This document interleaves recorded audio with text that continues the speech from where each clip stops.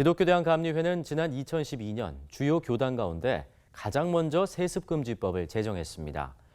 지난해 총회에선 이른바 징검다리 세습을 막기 위해 법을 개정하기도 했는데요. 편법 세습이 여전히 진행되고 있어 이 또한 개선해야 한다는 주장이 나오고 있습니다. 최경배 기자의 보도입니다.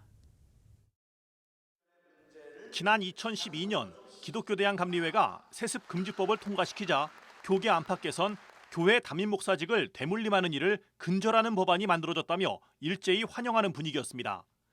그러나 감리회 세습반대운동연대가 조사한 결과 모범적인 사례로 평가되던 세습금지법은 실효성이 없는 것으로 나타났습니다. 감리회 세반년 조사 결과 세습금지법이 만들어지기 전인 2011년까지 이루어진 감리교단 내 목회세습은 104건이었습니다. 그런데 세습금지법이 통과된 2012년 이후 현재까지 6년 동안 무려 90건의 세습이 있었던 것으로 조사됐습니다.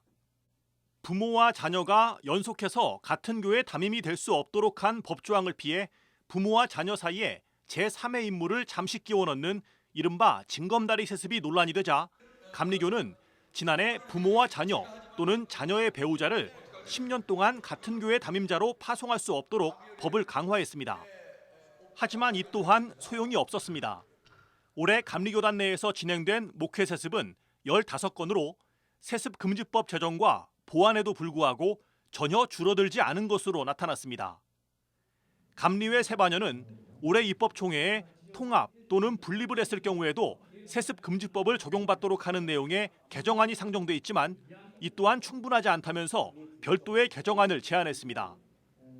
감리회 세반년이 제안하는 세습금지법 개정안에는 담임자 파송 과정에서 위법하거나 편법을 사용한 교역자나 감리사, 지방실행부위원회를 감독이 연회심사위원회에 직권 제소하도록 하고 감독이 제소하지 않을 경우 감독회장이 감독을 총회심사위원회에 직권 제소하도록 하는 내용 등 불법에 대한 처벌 규정이 담겼습니다.